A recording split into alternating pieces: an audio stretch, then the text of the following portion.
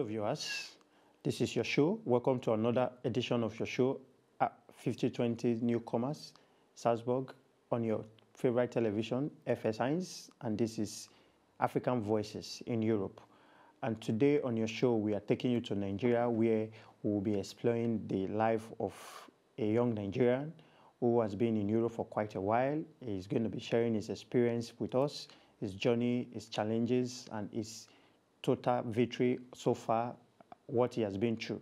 And on this show, African Voices in Europe, what we do, we try to talk to Africans who are living in Europe, and they share their lights, they share their experiences with us, so we can know how it is for them. What are the misconceptions about Africans? What are the misconceptions about Europe to those people in Africa who are aspiring to come to Europe? And I remain your humble host, Joshua Aighu, and today I'm here with no other person than Valentine Ekenedilichukwu Amih, who is from Nigeria. Welcome, Mr. Valentine. Thank you very much. Thank you so much for joining us today. All is well. I'm pleased. I'm honored to be here with you. Yeah, thank you for accepting our invitation. We were so happy when you accepted to come to join us today, because we didn't know your busy schedule, because in Europe, everybody works. How did you manage? Yeah, it's summer holidays, so since you are not studying anymore, you have to work to make ends meet. So most of the students are now very much occupied with work, because the state allowed that instead of the normal 20 hours work, you can work extra hours to help you to prepare for the next semester. So that's what's keeping most of the students busy now. Yeah, thank you so much. Despite your busy schedule, you are here to tell us a little about yourself and your experience in Europe so far. It's a new experience and an opportunity, so I had to take it. Thank you so much. So viewers, that is Mr. Valentine Ekenedilichukwu Amih, and he's a Nigeria student here in Salzburg. So Mr. Valentine, tell us a little about your background and what brought you to study here in Salzburg. Like you said, my name is Valentine Ekenedilichukwu Amih. Yeah. I'm from Nigeria. Okay. And I'm studying now in Salzburg, which is a dream come true. I'm a student. I'm studying philosophy at the University of Salzburg, Palis Rudron University, Salzburg. I came here on the 9th of March, 2022. So next year, March, will make me 3 years complete. So 2 years and a couple of months now in Salzburg. So since I'm studying, very fortunate for me, I just finished my master's program. Wow. Yeah, so I've finished with my thesis. I'm just waiting for the results, and then my certificate will be issued. Yeah. Thank you. So how has your experience been since you got to Salzburg? I would say so far so good. So far so good, because I planned for it, I dreamed for it, I wished for it, and I'm having the lived experience now. Yeah, that you wished for. Yeah, so it's like a dream come true. Salzburg has favored me. Austria in a whole has also favored me. So I would say I am happy to be here. Yeah. So that's it for me. So one quick question. What was your first impression about Salzburg when you got here?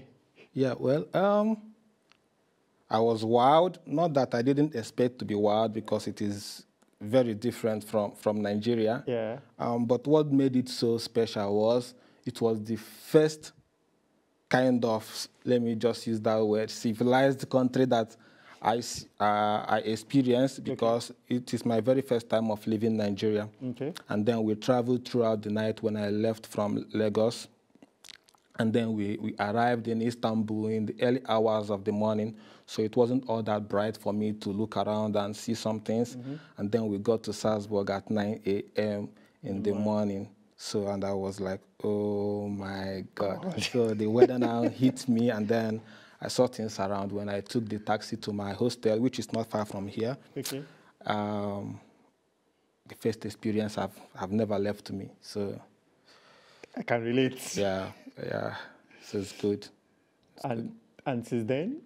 And since then till now, I've not had any regret. I've not had any regret. The difference is clear. Even though there are some things you miss in Nigeria, because throughout my life, I have been a Nigerian and I have lived in Nigeria. So most of the things that I'm used to, that I have to leave behind, I still miss some of them. But this is a new experience. So I'm happy to live it, and like I said before, Salzburg has favored me. The things I wished for, my plans are materializing, so I'm happy. I'm happy with myself and with the country too. So when you were preparing in Nigeria to come to Salzburg, you are saying that you are confirming that what you expected to see is what you saw, or you saw beyond your expectation?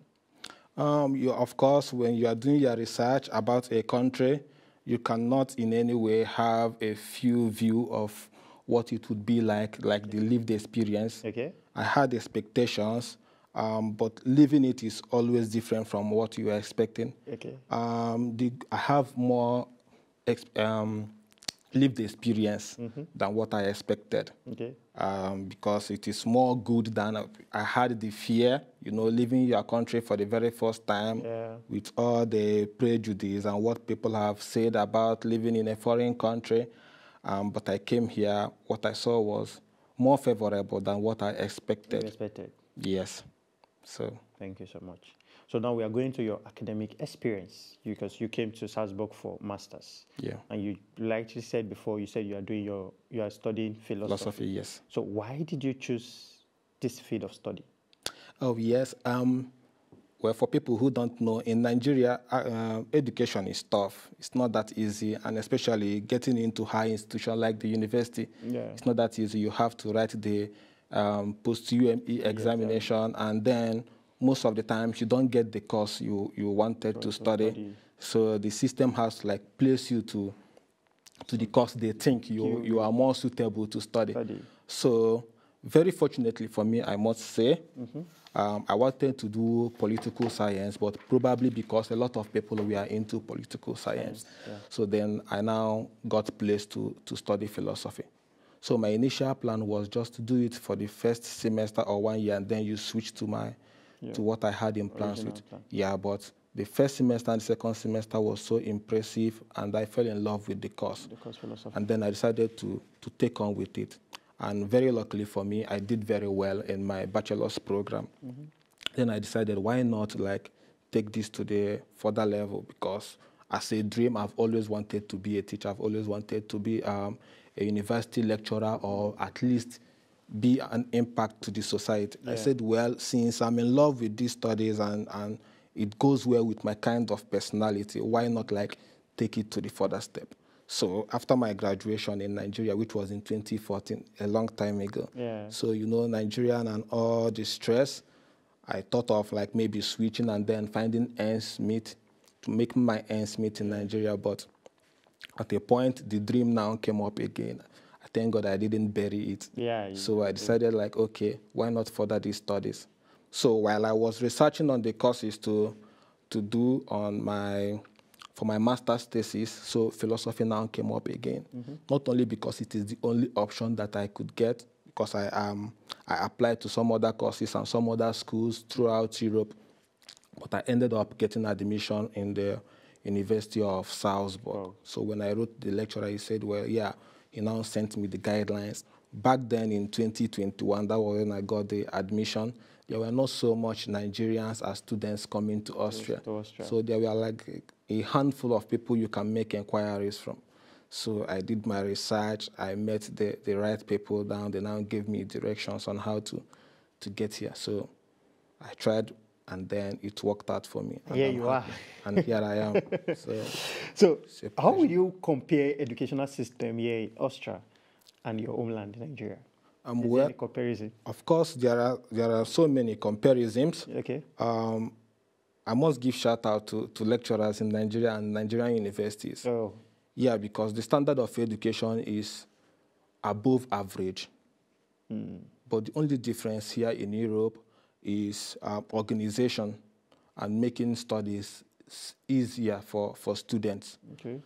The reason why I say this is when I reflect on my contributions in class, and the people from other countries, at least I have people from America in my class, people all over Europe, Erasmus students that are coming from all over Europe in my class, and then the gap was not so much, at least you see some other people that you say, oh, maybe I think I'm better than these people. So that means you are not all that backward in Nigeria. Yeah. So I must give that praise to our lecturers and the university system in Nigeria, but a lot of work has to be done because it is very much easier here. The system, the way things work here, like study materials, the library, understanding with the lecturers, and just education as a whole is easier in terms of pushing it across from lecturers to the students than it is in Nigeria. In Nigeria, it's kind of more difficult because you have a lot of rigorous exercises to do before you can get to pass through the institution. Yeah, that brings me to my very next question to you. What has the experience been between your professors and your classmates? The relationship. Yeah, the lecturers here are so professional. Okay. And they try as much as possible to be humble to the students. Like a cultural shock that I have here is students call the lecturers by their first name. Yeah, that was what I was going to say. So, and it's unthinkable in Nigeria. In Nigeria. Because in Nigeria, we kind of worship our lecturers if you truly want to pass that course. So you have to do whatever the lecturer says. Yeah. But here is very different. Because the lecturers, even though they are very intelligent and they have attained a very high level of education, they're so humble, and then they relate to the students as if we are colleagues or we are age mates. And that kind of eases off the student to ask questions, to reach out with the lecturer. Some of them are even so available that you can schedule a meeting with your professor outside class period, or meet him or even have a coffee with your professor.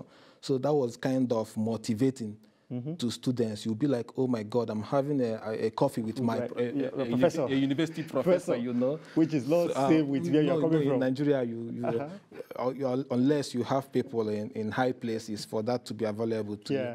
So here it was motivating. You wouldn't like to disappoint your professor friend, so to say. So when you meet a professor and then he gives you guidelines on what to do, then you will be motivated to do it, so that you prove yourself that at least you are up to the task. So, and very importantly, the professor that motivated my thesis, so he was so down to earth, and he was Professor Gauka, honored to call his name here. So he was so down to earth, and then he guided me on the steps on how to achieve what I wanted to achieve. So, and it's good. It's something and your classmates? Yeah, one of the most important things and one of the highest advantage of studying abroad is you meet other people, people that have other techniques of studies, people that have different worldviews. So when you meet them in class and you see their point of argument and the way they approach problems, you will learn from them. You learn from them. Yeah, so it was a good experience. I had people from all over the world, like a handful of people from different countries, and I learned from them, and I believe also they learned from me. So that experience, because the university in Salzburg, especially in philosophy, is mainly seminars where you have a round table discussion. Not like the lecturer will just come and teach and then go. You have conversations in the class, people will argue, people will have different opinions. So you have to iron things out with those people, and the experience was so enlightening. So I enjoyed every bit of it. Every bit of it. Thank you so much, Mr. Valentine, and to all of us viewers watching from wherever you are watching from all over the world. This is your #1 television, FS1, and this is your show, 5020 Newcomers, Salzburg, and this is African Voices. And today we have with me in the studio Mr. Valentine Ekenedilichukwu Amih, a student of philosophy who just graduated. We just graduated masters in philosophy. He's from Nigeria. He's sharing light, he's sharing his experience and cultural. So now we are going to your cultural integration when you got to Salzburg. You made mention of one of the cultural shock. Was there other cultural shock you got when you got here to a lot. Salzburg? A lot, because there are so many differences between Europe and Africa. I will still go to language, even though language is the first, but I will still get there. When I came to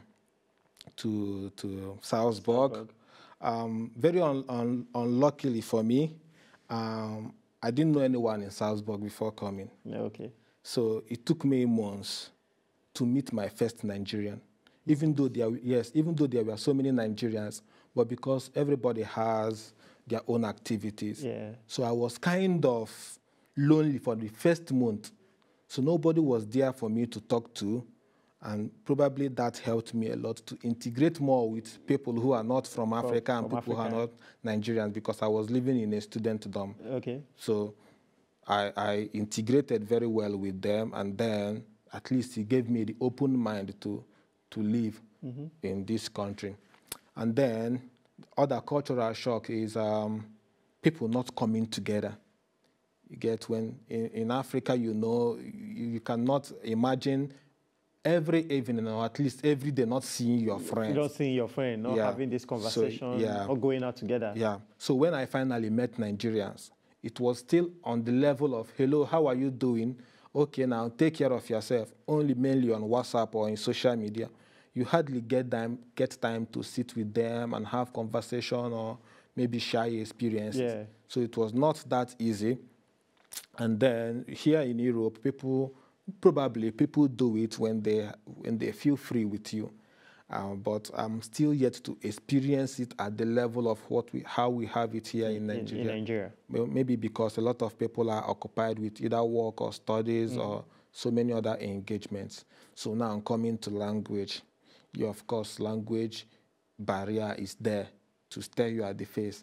And because we came to Austria as adults, it has not been all that easy for us to incorporate the language. We try as much as possible to learn it because it is essential for you it is the official language of the country. For you to scale through and be in where you are supposed to be, you have to speak the language. So the cultural shock, this one is real. This one is, you cannot escape it. Hit you hard. Yeah, so it will hit you hard when you don't know how to speak it. How to speak the language. Yeah, even though when you will try and learn to open up your mouth and then speak it, it's not all that easy. The confidence. Yeah, the confidence. So as an adult, like when you wouldn't like to mumble on your words, you wouldn't like to eat in your words when you're talking. So you will prefer to go with the language you are more comfortable with. And that is the most difficult part of the integration. So people will try and want to learn the language and speak it, but because they don't like to embarrass themselves when they make the first baby steps of learning the language, they will prefer to go to languages that are comfortable with. Yeah, but I'm happy, at least to some extent, you are good I'm not all that good, but you can speak Java a bit. Yeah, but I try as much as possible to. So what cultural differences do you notice between Nigeria and Salzburg and Europe? Yeah, I wouldn't know if I would term this political difference, culture. Yeah, of course, it's still part of culture. Yeah. Because in Nigeria, we have the culture of people not getting what they deserve. You have to fight so hard to get what you deserve. It is something that is not applicable here. Here in Austria, the government have made it so much better for the people that if you are qualified for something, you are almost sure that you will get it. You will get it because you are qualified for it. Because you are qualified for it. Once you apply for it, you are almost sure. So these are not the kind of things you pray for. It's not the kind of things you say, God, please, I hope this works. Yeah. You are almost certain it will work. That it is working. This is the number one thing, the difference between Nigeria and Austria. Because here things work. And people who are in the offices are professional.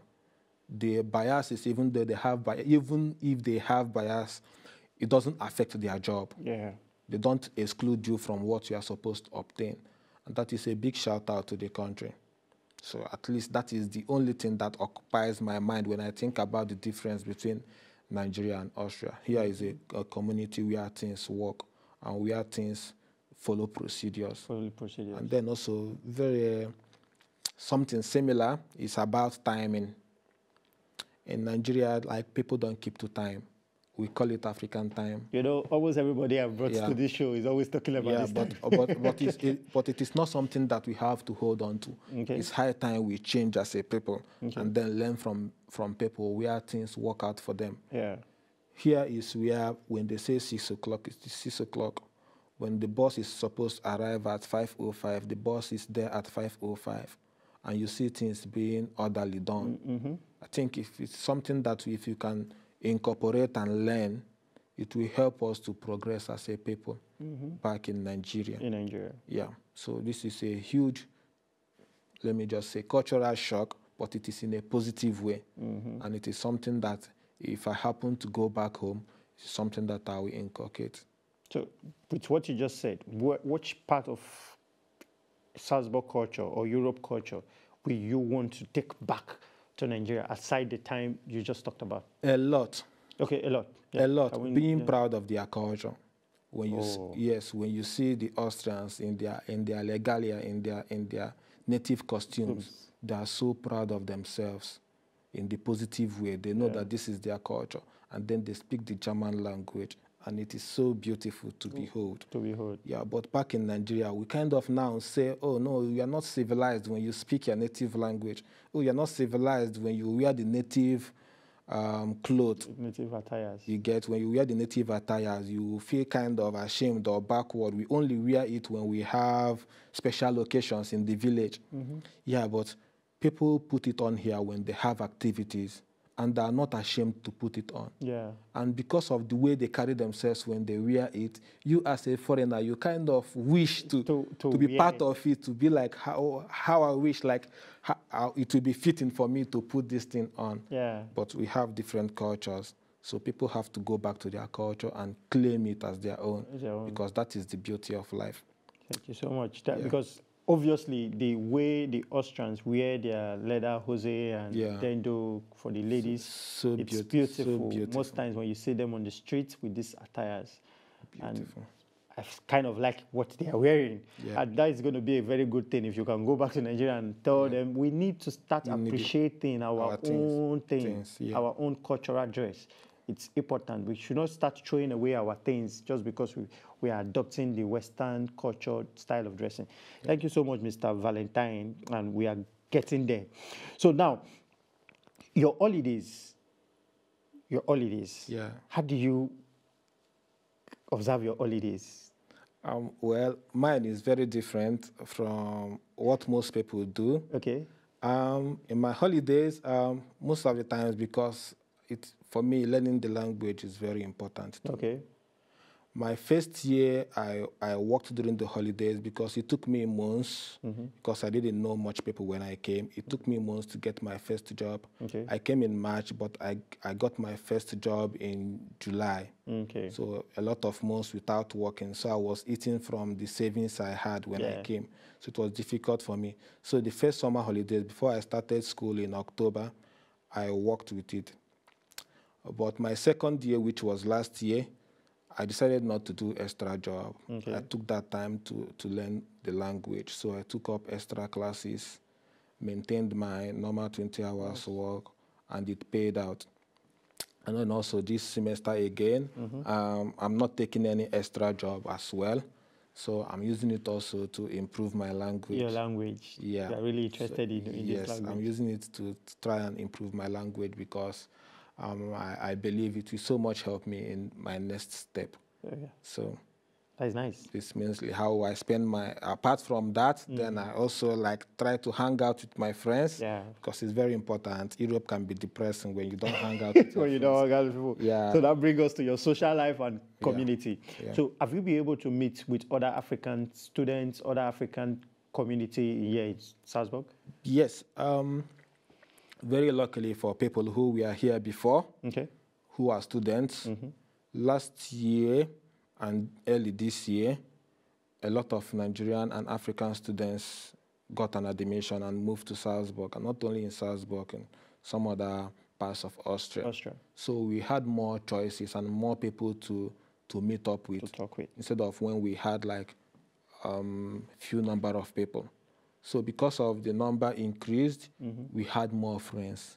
So when you called a friend and he's busy, you have another person to call and then link up with.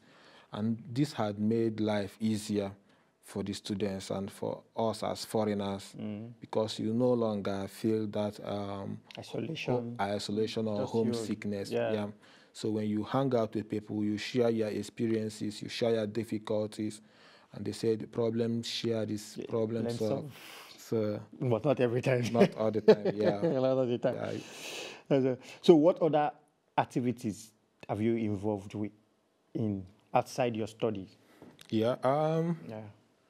I used to live in a student dorm, and I made friends while I was with them. Okay. So I still hang out with some of them because we created group. The people my German is now mingling with my English. So we're used to that. Yeah. So the people you go along with very well, then you create a WhatsApp group where you schedule appointments when you guys are going to meet. So it has been working very well for me. So I have like up to 5 different groups that are not even Nigerians nor Africans that I schedule meeting with, or maybe movie night or game night or going out for a drink or traveling to nearby countries or nearby states in Austria. Yeah. And that is so helpful for your mental health, because sometimes the studies and the work and so many other things like kind of overwhelms you. So you need to you just made mention of mental health, which really, if you actually compare the life in Nigeria, the life in Africa, the way we celebrate, the way we are joyful people, to the life here in Europe. Two different lives. Two different, yes. And if you are not careful, you could go into depression when you come here the very first time. You have nobody to talk to. Yes. That's true, Mr. Valentine.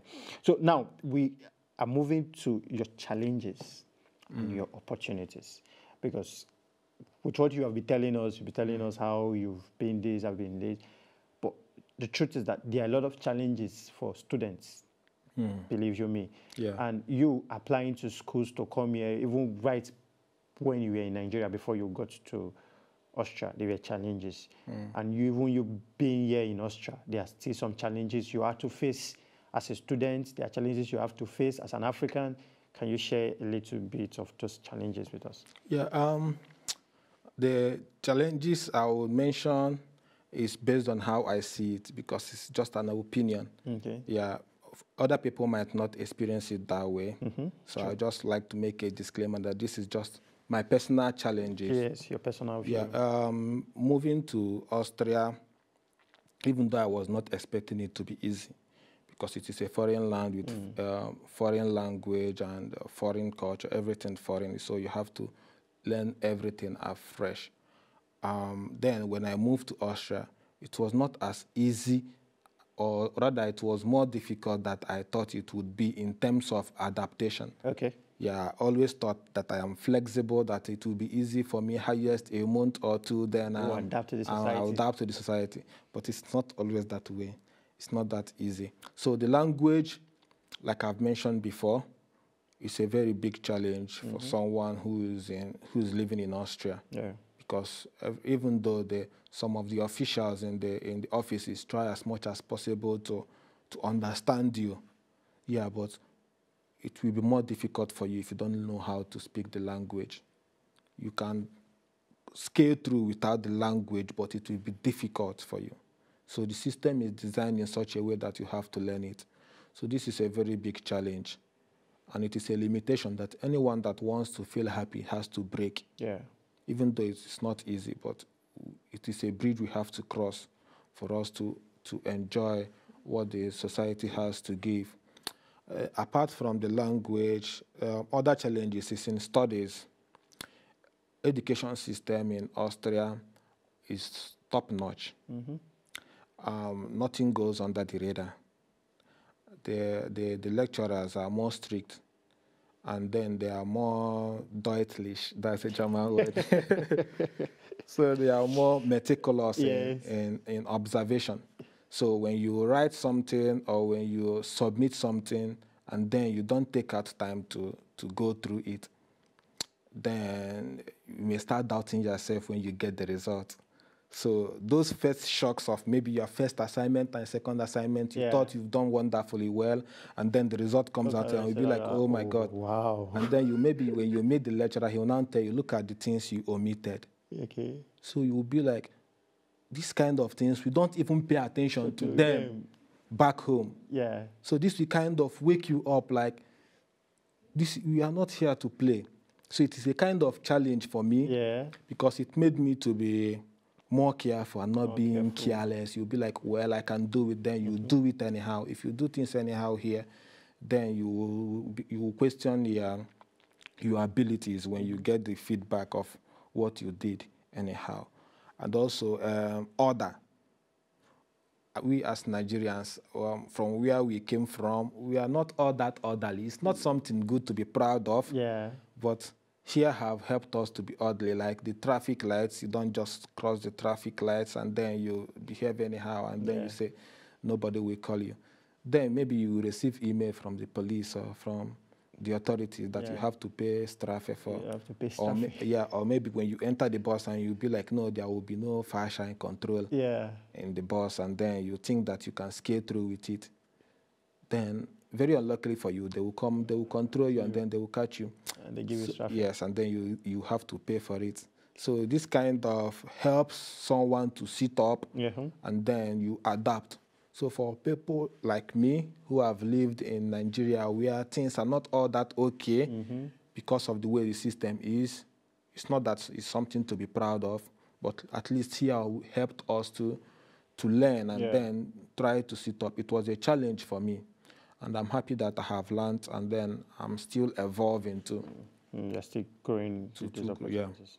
Yeah. So are there any opportunities you've seen in Salzburg that of course. For you in Nigeria? Of course, being in Europe alone is a great opportunity because of the Schengen Agreement and the European Union. Yeah.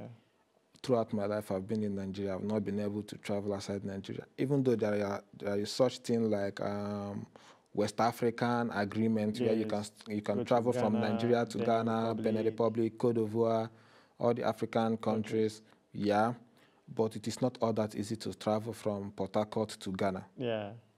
So it is easier for me to travel from Austria to Netherlands than it is for me to travel from Port Harcourt to Lagos, which is in the same country.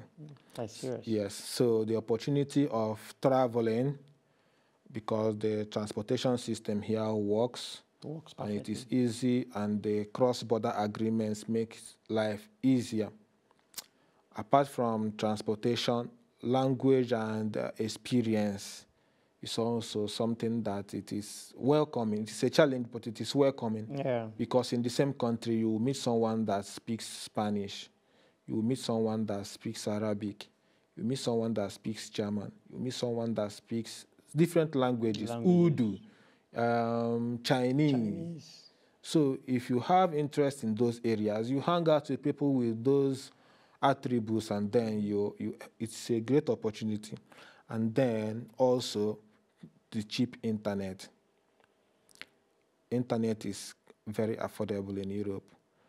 Even though, yes, we work hard to get the money, but in terms of the effort you put and the advantages you get yes, it is not comparable as it is in Nigeria, because in Nigeria we also work hard. Yeah. But for you to afford internet and enjoy it, so it doesn't go well. Like, you cannot balance it. But here, at least it helps us so much to evolve.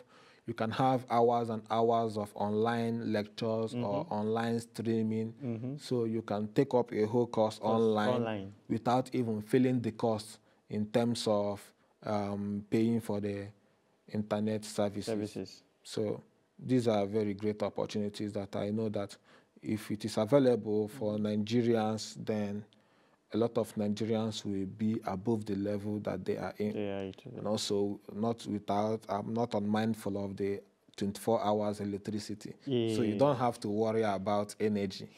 So this has made life easier for us to grow. Yeah, in Europe. So, thank you so much, Mr. Valentine. So now I want to ask you personal experience, your own personal experience. Okay. The schools here and the schools in Nigeria, what will you want to upgrade? Like you said you have always wanted to be lecturer, you Yes. always want to be. So now you go back to Nigeria. What will you want to upgrade personally? Yeah, personally, I will start with making it easier for students to have access to materials, Okay. their study materials. Yeah. Here, everything is in the Blackboard. Blackboard, by Blackboard, I mean the online school website. The lecturers, they make it available to you. All you need is to go online and then you download it or print it, and then you read the materials. It is very different in Nigeria, at least from the school where I studied. It might be available in other private universities. I cannot account for those ones. But if it is widespread in Nigeria that students can go to school, they don't have to pay so much money to get the materials, or they don't have to be friends with the lecturers to get the materials that they need for their studies, then it will be easier in Nigeria. Then secondly, relationship between students and lecturers. It will limit a student so much if he doesn't relate well with the lecturer, if he's afraid with the lecturer. You'll be afraid to ask questions. Your curiosity will reduce when you are afraid of your lecturer. So far here in Europe, it is not that way. People go well with their lecturers. The lecturer, yes, they have good relationship with the lecturers. So that will spur you to ask questions, to be curious. It will be easier for you to imitate them, to follow them. And then, as much as possible, someone who is your friend, you wouldn't like to disappoint that person. So you work harder to, at least, to have good grades, so that maybe next time when you see him, at least you look him in the face and maybe shake hands with him, for you to get that recognition that at least you are working hard as a student. But when that gap is too much, students will not even see the motivation to attend lectures. They'll be like, I just need to pass this course and then leave this university. So also, Nigerian universities should try as much as possible to have a functional student welfare. Have a means to know how the students feel in being in the university. Okay. It might be obtainable in Nigeria, but it is not as clear and result yielding as it is here in Europe, or rather here in Austria, because there is a platform where you can make complaints and be listened to. You will be very sure that whatever you say, you will be called and then you give your account. You are very sure that when you make complaints that you have listening ears here in Austria. So at least this will be a kind of check and balance between students and lecturers. Lecturers will sit up knowing that when a student makes a complaint, he will be heard and be listened to. If we have such a thing in Nigeria, it will go a long way in improving the education system in Nigeria. The materials, or rather the curriculum and the scheme of work in Nigeria are top-notch, without doubt. They're above average. Anywhere in the world, Nigerian students are thriving. But the system that will help them to get those things easily and then to practice it is lacking. And also in terms of practice, here in the lecture rooms, if we can embrace the seminar type of lectures, it will go a long way, because as master students, we sit alongside bachelor students in the same lecture room, in the same seminar. So they tap the experiences from the master students. So that will help if it's being practiced like this in Nigeria. So people will have a way to argue themselves. At least I'm making instance with the kind of course that I study. It's all about argument and then expressing yourself. So all these things are what I think that if I have the opportunity to go back to Nigeria, this will be the kind of things I would like to to put into practice. So now, on a quick one, what misconception did you have about Europe before coming to Europe? What were those things that you were hearing? Those things you were hearing, go to Europe. But when you got here, it was a total different ball game. I will say just one positive and then one negative. Good. In terms of positive, back in Nigeria, when they say, oh, he's going to Austria, or maybe he's going to Germany, people will just say, it's a racist country. Okay. Yeah. But when I came here, it was not that obvious, or rather, I'm yet to experience a blatant racial abuse or something, so to say, because I have kind of felt a level playing ground here in Austria. It might be different from what other people are experiencing, but I'm saying from my personal experience, I have not experienced anything. I have not applied for something that I think that I deserve and have not gotten it. I have not been excluded from any activity. So, but back there in Nigeria, we were like, people were telling all sorts of stories. So when I came here, I realized that most of those things were stereotypes and lies. It may be happening, but I'm yet to experience it. Okay. So this is the positive. The positive part of it. And then the negative part of it, this is kind of political, but back in Nigeria, we say, oh, well, everything is perfect. Everything is perfect in Europe. Everything is clean in Europe. Everything is without error. But we are human beings. So when you come and then you have that idea of perfection in your head, you see that Europe really still have improvements to make. Europe still have improvements to make. So Europe is not all that perfect or all that soft or all that easy as people think it is. People back home think that when you come to Europe, you pick money from the ground. What I wanted to say, have you heard of that saying that there's money on the street of Europe? Or so when you come, you come to Europe, you pick money, you start looking good within 1 week or 2 weeks, and then you start sending money back home. But it is not that easy here. Because when you come, you see even a lot of Europeans that are still struggling to make ends meet, even though it's a welfare state where the government try as much as possible to carry everybody along. But a lot of people still struggling. So what I have to say about it is the same principle of success applies everywhere in the world. So if you don't sit up, then you fail. So people who have that idea that everything is perfect in Europe or everything is easy in Europe, it is a false idea.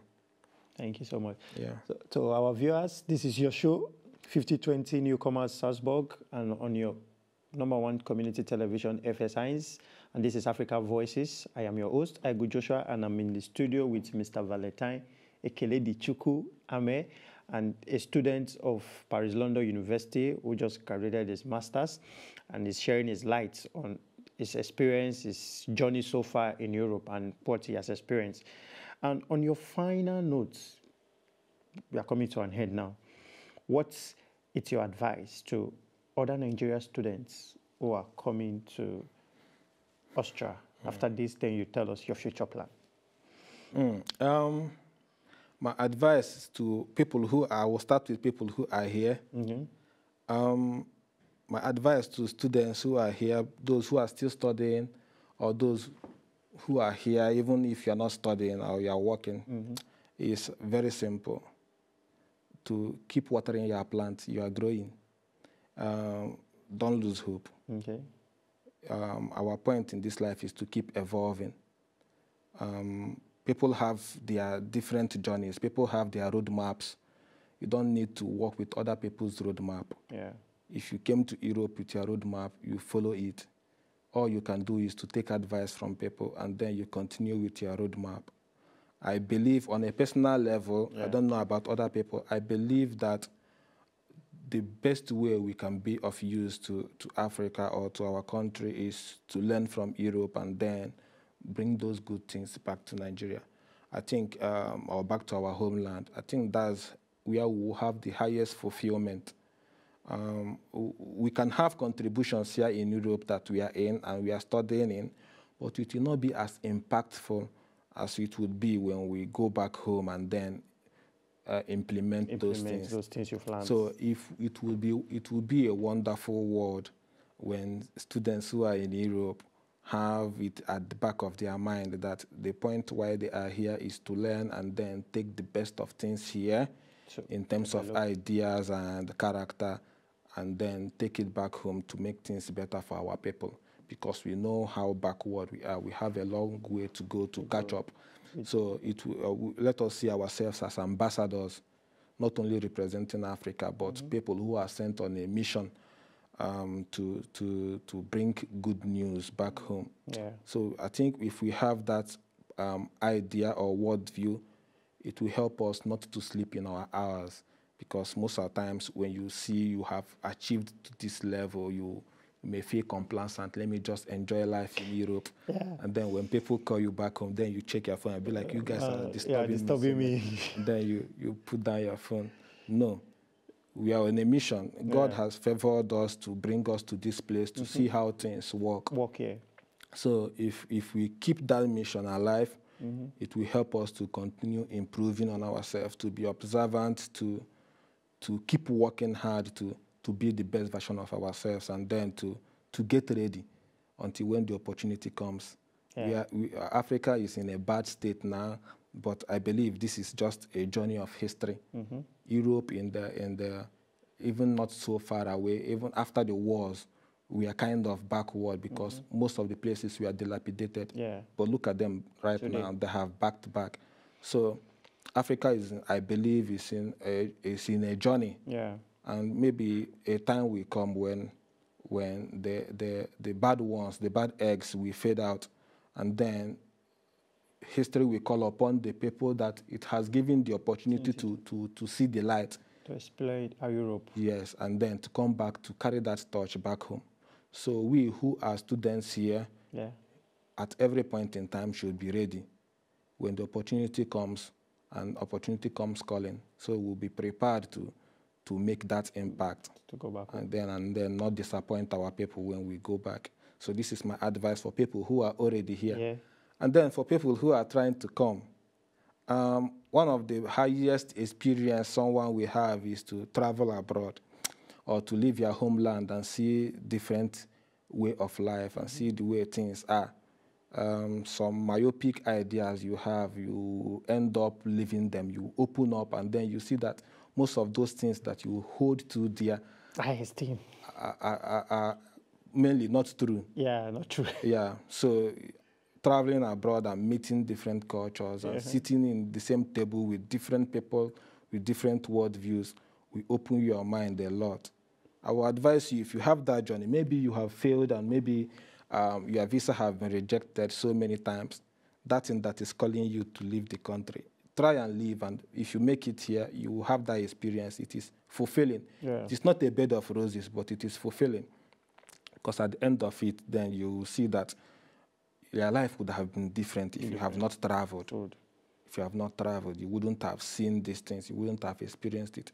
So anybody who is trying to come should be ready for challenges, should be ready to battle, but knowing that at the end of the battle is victory if you succeed, if you eventually learn something, and if you eventually achieve what you came here to achieve. So this will be my only advice for people who are trying to come. And then I have already said something about people who are here already. Europe is not our homeland. We may call it home because it is favorable. But I think on a personal note, we are on a mission. So the mission will be fulfilled only when we take things back home. Not in terms of material, but in terms of ideas and experience. And this will be, I think, the highest fulfillment of every person that have left his homeland, traveled, and then going back home too. So with this, your words, it's already obvious that your future plan is for you to just learn, gather experience, then go back to Nigeria and start implementing this experiences. It will be my highest fulfillment, yes. Thank you so much, Mr. Valentine, for joining us today. Good. And to all of us, our viewers, wherever you are watching us from, this is your #1 television, FS1, and this is 5020 Salzburg, Newcomers, and this is your favorite show, African Voices in Europe.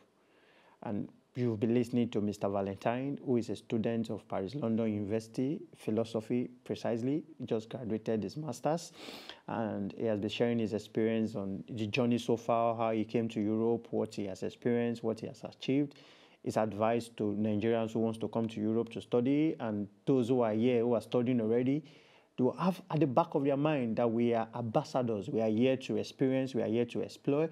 We are here to gather ideas and things to take back home to develop our homeland. Like he is going to go back to Nigeria to change so many things that he has learned, because there are so many different things happening here that are not happening in Nigeria.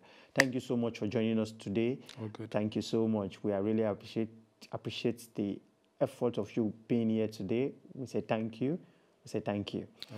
And everybody that is watching us, I remain your host. My name is Aighu Joshua Oyamo, and Mr. Valentine has been with us. And this is our show for today, 5020 Newcomers, African Voices. Till we come your way again on the next episode.